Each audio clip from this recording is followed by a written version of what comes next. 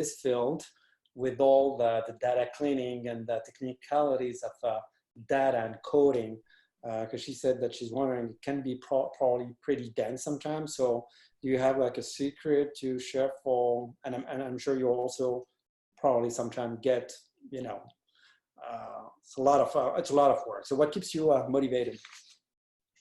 Yeah, I think that end goal is what keeps me motivated, and that is a great question. I do feel like I'm suffering through cleaning data every single time I'm doing it.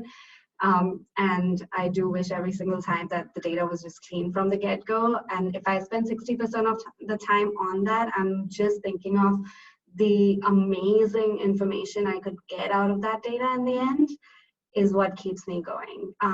And you do have to spend a lot of time in front of the computer. So if you are a people person, this is something that you need to know for yourself. If that, and this is what my manager told me as well when I went through all the interviews, and he wanted to be sure I'm ready to join this team, was in marketing. I was constantly in meetings. It was just a people job.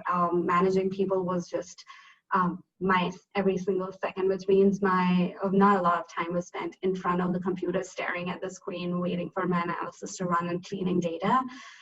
So you need to be comfortable with that if you're going to join a data science team, or if that's what you want for your future. Again, remember the end goal, be interested in the business. The business question is what's extremely interesting, and if you're not interested in that business question, it's kind of hard to do the data analysis and be excited about the data analysis behind it. Thank you, Deepsha. So we kind of touched, I guess, on the resume. How about the interview? And please feel free to share as much as you can without obviously getting into things that you cannot share, obviously. Yeah. So if you can just help us understand what are the most typical, I guess, interview questions that someone really has to nail on the interview to land the job. Yeah, I can talk about a few company interviews that I went through. I won't name the company, so it's okay. But the interviews were pretty different for different teams. But the most general format was your first part is going to be statistics. They wanna, and by statistics, I don't mean huge mathematical equations. I just mean the basic statistics that you need to know for analyzing your data. For example, what if your data is heavily skewed towards your top biggest customers, and those kind of questions. So what do you do with that data? And those kind of questions. So the first set of interviews, almost all of them, was based on knowing if you have outliers, how do you handle them, and statistical questions. There's a lot of good resources, again, available online that you can go through to make sure you're ready for that part of the interview. The second part of the interview was pretty team dependent. If they were very heavy SQL users, which our team is a heavy SQL user, and it's actually also an Azure Data Explorer user. I had never used Azure Data Explorer in my previous jobs or even learned it ever. But I had tried to use SQL before. Like I said, there's a good course I was able to do. So some of the companies also had this round of SQL interviews if they were a good heavy user of SQL. And then the third interview was usually in terms of a case study. They would want to give you a business case study. They'd give you a bunch of data, and they'd want you to make sense of that data, and then also be able to make a business decision or a business advice to your stakeholder based on what you saw and analyzed in that data. Except the SQL interviews, most of the other interviews were technology agnostic, so you didn't have to use any specific language. You could just analyze the data even in Excel if you wanted. So really the idea was for them to understand if you are good at business insights, if you're good at just not looking at data and telling what it is, but actually being able to make an insight from that data. If you have a technical expertise and you're able to use that to do a faster insight, obviously that's a plus. I used R most of the places. In fact, I'm more comfortable in R than I'm in SQL at a lot of data manipulation techniques. So most of my time I used R more than anything else, but that's really up to you, and up to what the team requires as a general skill that they're looking for. So technical skills, communication skills, and business skills. Those three skills are what most companies will test in an interview. The good news is it's pretty hard to find individuals who are good at all these three things, which means that if you're able to get up to speed in technical, and that's the best part, you can get up to speed in the technical aspects because it's a self-learning process. And the other two things, if you've used the other two things like business context or communication in your previous job, you can really highlight that as your strength. You can say, okay, the technical skills, I may not be there yet. I can build that up as I go because anybody can learn technical stuff.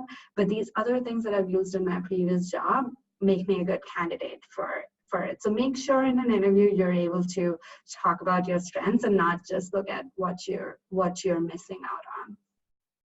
Great.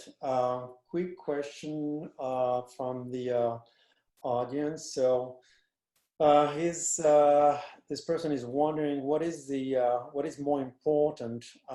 Is it to have a particular set of skills or many years of experience? What if an employer has between those two to pick? Which one would he pick first? I know this is an answer that probably everybody hates, but it depends. I got rejected by a few companies based on my experience. It was just, all right, you don't have experience, period. But for some people, it was the skills that mattered. So it would go a little bit farther than just my experience. At the end of the day, my skills were just not good enough. You want to be able to join a team that values your skills and also values the time that they give to developing those skills, because I think that's super important. In my interview process, my manager was super clear on the fact that he told me that technically, because of a lack of experience, he understands that I'm probably not where he needs me to be, but he also believes in learning. He believes in the learning on the go. So make sure that if a company just values experience, then it's probably not the best to join, and it's going to be difficult to anyway try to go through those interview rounds.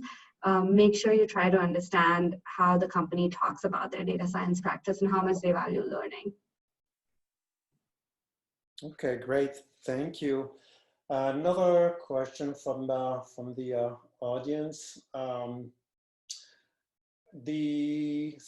the interview. So just wondering how you prepared. Essentially, if you had a specific technique, specific strategy, did you get someone coaching you to prepare for the interview?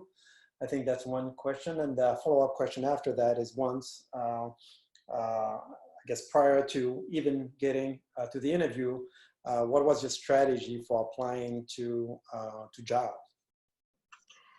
Yeah, so my strategy for applying to jobs was one, try to apply to jobs that are newly put out, so that they're like relatively new in dates, so that you're one of the first few candidates in the pool. That's a kind of a tactic, not exactly a technical thing.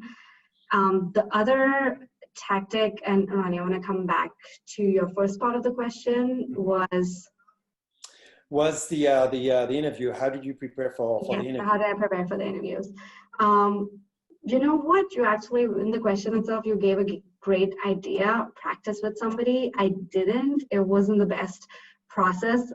Like I said, there's definitely better ways to go about building those skills than I used. But I used my interviews as a practice interview, some of them. So that's how I treated my rejections. Like if I didn't get it, I was like, all right, that was good practice. So that's how I practiced. Regarding applications to job, every single person I contacted, I made sure that there is a link available to the work that I've done as a data scientist, or the data work that I've done in the past, not as a data scientist, that I could talk about and tell them, like, this is the reason I think I'd be a good fit for you. So most of the companies have cover letter requirements as well. Make sure you submit a cover letter for that company, for that team, and tell them why that specific company, why that specific kind of data is it that interests you, and then make sure you have the online link. So that was pretty much my tactic. Reach out to, it's a numbers game, unfortunately.